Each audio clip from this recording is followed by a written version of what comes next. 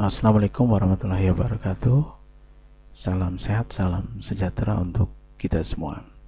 Baiklah, pada kesempatan ini kita masuk di pertemuan ketiga. Ini materinya adalah tentang relasi dan fungsi ya. Jadi awal dari pengertian relasi adalah suatu cara yang menghubungkan elemen A atau himpunan A dan B.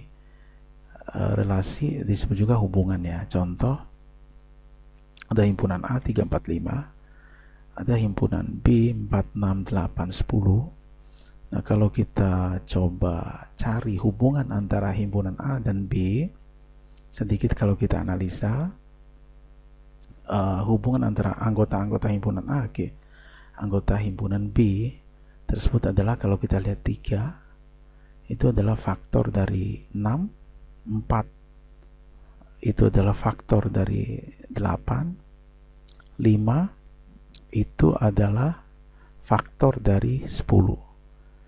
Jadi relasi anggota-anggota himpunan A ke himpunan B itu adalah faktor dari. Jadi boleh kita tulis A faktor dari B. Itu relasi. Kemudian fungsi A ke B itu adalah fungsi dari A ke dalam B, artinya suatu cara yang memetakan setiap elemen A dengan tepat hanya satu elemen di B. Anda lihat di sini A itu pasangannya di B itu cuma satu gitu ya. Anda lihat di sini A pasangannya adalah E, B pasangannya adalah D, C pasangannya adalah D. Nah, itu adalah fungsi. Nah, tapi ketika misalnya di sini seperti ini, B misalnya dipasangkan ke E, nah ini bukan fungsi lagi, tapi masuk ke relasi tadi. Itu pengertian fungsi ya. Kemudian ini kita lihat di sini daerah asal dan daerah hasil ya. Nah, daerah asal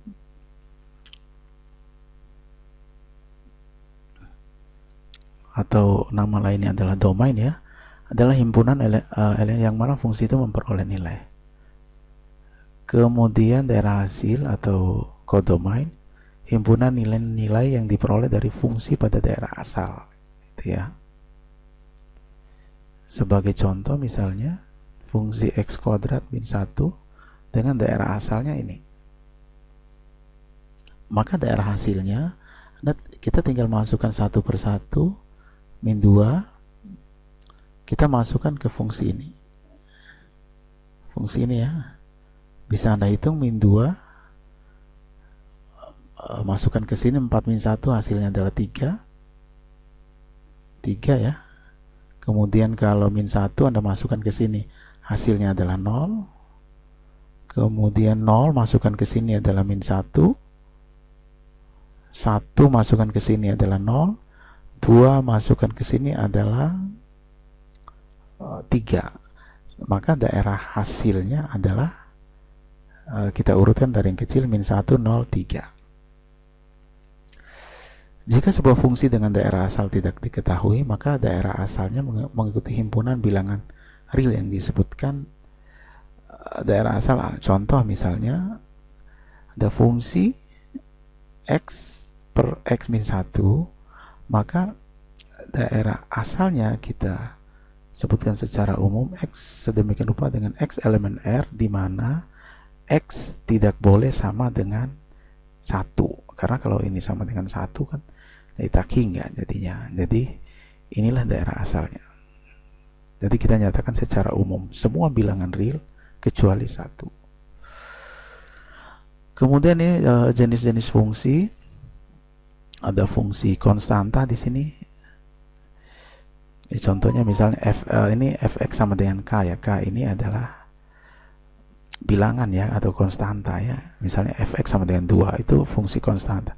Fungsi identitas jika fx-nya sama dengan x, kalau f2 sama dengan 2, f3 sama dengan 3, dan seterusnya. Itu fungsi identitas.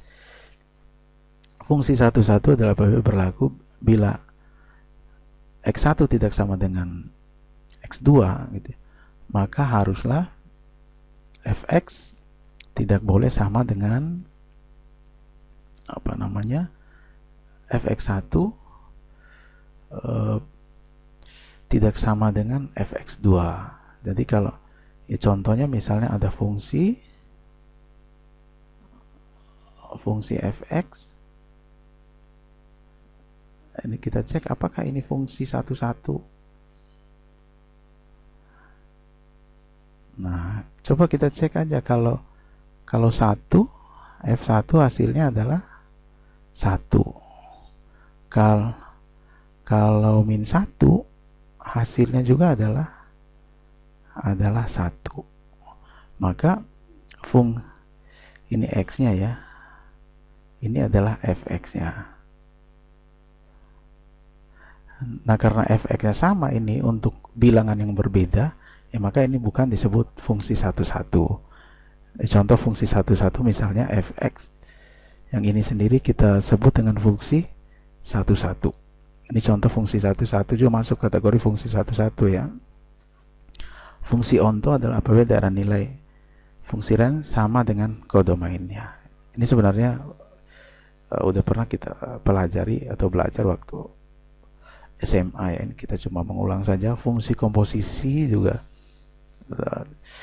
ada fungsi inverse. Ini udah pernah kita belajar waktu SMA ya. Fungsi eksplisit. Fungsi eksplisit itu dia harus dinyatakan y sama dengan ya, secara langsung y sama dengan fx.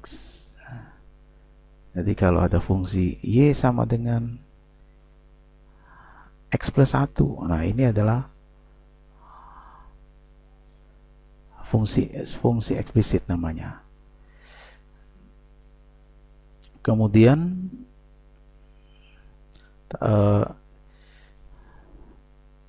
kalau dinyatakan x sama dengan y min 1, nah, kebalikannya adalah implisit ya. Ini adalah fungsi implisit.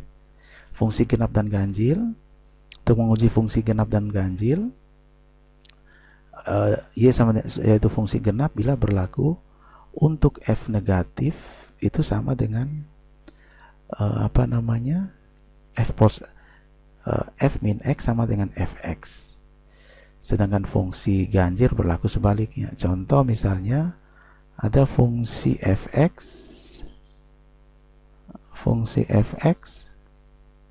kita cek nih, fungsi x kuadrat, apakah dia ini fungsi genap? Coba kita cek aja.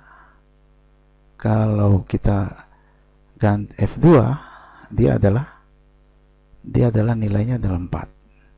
Kalau f min 2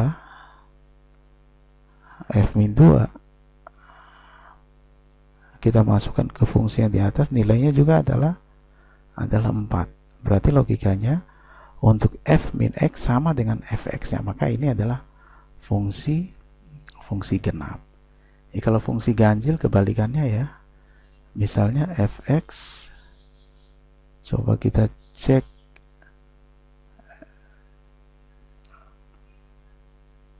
atau x pangkat 3 gitu ya. Kita cek ini, coba kita cek f min 2, ini hasilnya adalah min 8. Tapi kalau f2 ini hasilnya adalah 8. Jadi ada hubungan seperti ini gitu ya. F min x sama dengan min fx. Nah, ini adalah fungsi ganjil. Kemudian menggambar grafik fungsi. Contoh misalnya buatlah grafik fungsi dari fx sama dengan x kuadrat min 1. Nah, untuk menggambar grafik fungsi, Kita coba cek kalau dia X-nya 0, berapa sih? Ini ingat, fx ini kata lainnya adalah Y ya. 0 berarti dia min 1. Dia hasilnya adalah min 1 ya. Sehingga kita dapat titiknya adalah 0, min 1 ya. Nah, kemudian kalau Y-nya 0, yang kita dapatkan adalah 0 sama dengan X kuadrat min 1. Ini pindahkan ke sini, 1 sama dengan X kuadrat, berarti X-nya itu bisa min 1, bisa juga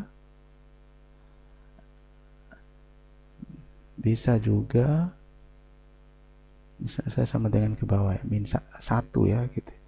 Jadi nilainya ada 2, min 1 dan 1. Sehingga kalau kita gambar grafiknya,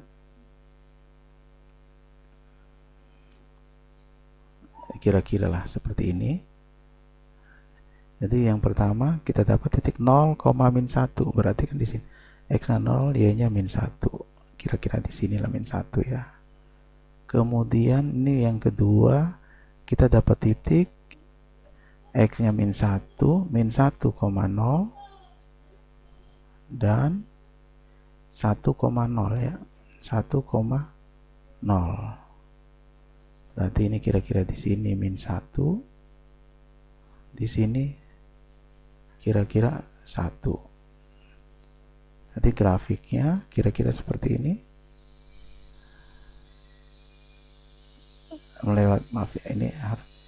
Melewati ini kira-kira seperti ini. Dia terbuka ke atas. Oke, itu saja untuk pertemuan hari ini. Saya cukupkan sampai di sini ya. Mudah-mudahan ada manfaatnya. Saya akhiri. Assalamualaikum warahmatullahi wabarakatuh. Salam sehat, salam sejahtera untuk kita semua.